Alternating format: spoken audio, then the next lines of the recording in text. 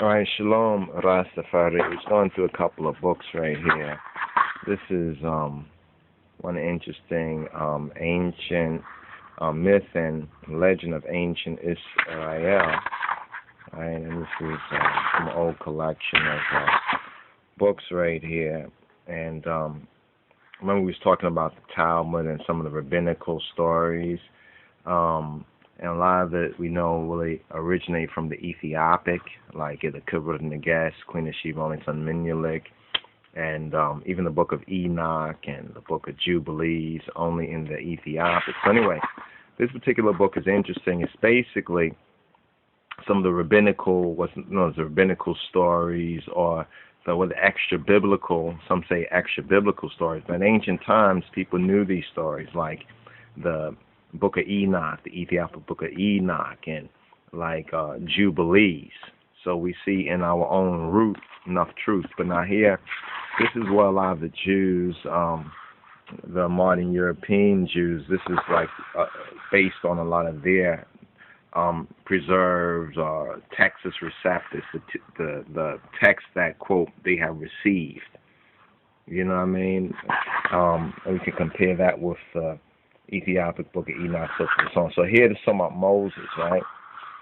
This area over here is talking about Moses as that redeemer for Old Testament Israel, and Moses' youth, the youth and education of Moses here in this chapter.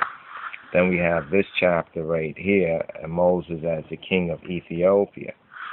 Right, so we want to kind of just show this as some of the additionals, page 244, right? So 244, let's go to 244. So here we have the king of Ethiopia, Moses, the king of Ethiopia.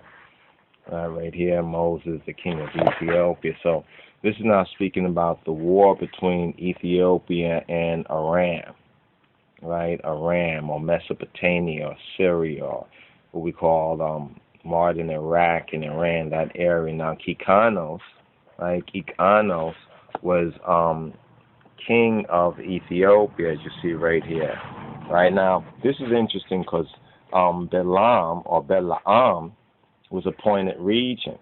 So we have Balaam. So in Numbers right? Balaam comes up the first time for most of the from an Anglo-European so-called Enlightenment point of view, from the when the Europeans learned how to read and write and got knowledge and everything like that, right after the medieval times, and they started to be able to read the Bible, from the Protestant Reformation, they came across Balaam or Balaam.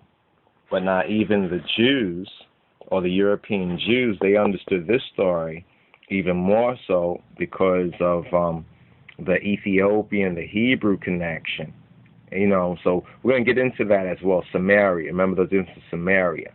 So the teaching of the European Jews is more like a Samaritan or a comes and doves in with the time of Ezra when many returned from the Babylonian captivity, but more because of the king of Assyria bringing in foreign peoples into the land of the 10 tribes.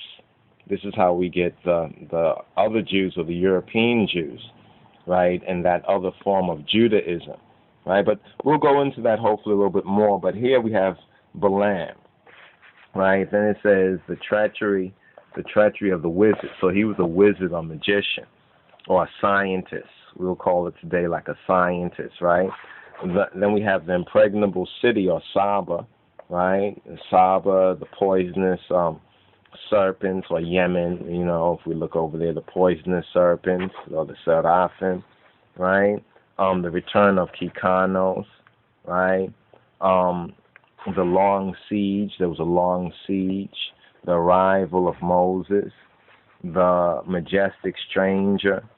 Moses is appointed, commander-in-chief of the Ethiopian army. Notice that Moses is appointed commander-in-chief of the Ethiopian army. The death of Kikanos, right? The new king, right? The new king. The men of Ethiopia, right? And the council of Moses. Then we have the story, right, of the serpents and the storks. We're touching on the Hasidim, the Hasidim, right? The serpents and the storks, right? Which is a metaphor. We have to understand the metaphor, the metaphorical nature of it. Then we have the triumphant entry, right, into the capital, right? Into the capital, Adonia, right? The wife of Moses.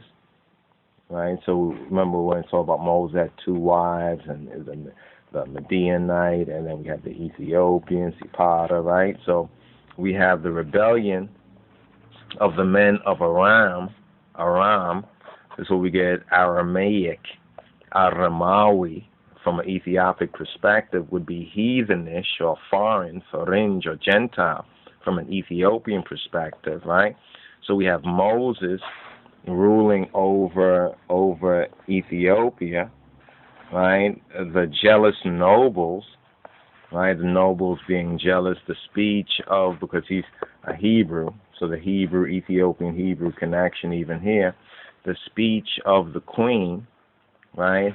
A neglected wife, right? We have Monarchos, right? The son of Kikanos. And then we have the dethroned king. And then lastly, in this chapter, we have Moses leaving Ethiopia. So it's kind of where our Bible story, after Moses flee, this is chapter 19, where our Bible story picks up on. So we're just kind of showing some of this information. This is this book right here. Right, once again, this book right here. The myth and legend of ancient Israel. And it's by Angelo S. Rappaport, with introduction and additional notes by Raphael Patai, right? And this is volume 2 right here. And just for the copyright is 66, right? And it's the Katav or Book Publishing House Incorporated, right? If you need to get the ISBN on it, you can see it right there. All right, for additional information. Sorry about that. Yeah. It begins off right there. Okay, the coat of many colors. And then go through some of these stories right here. Alright? Okay. Shalom. Aras Tefari.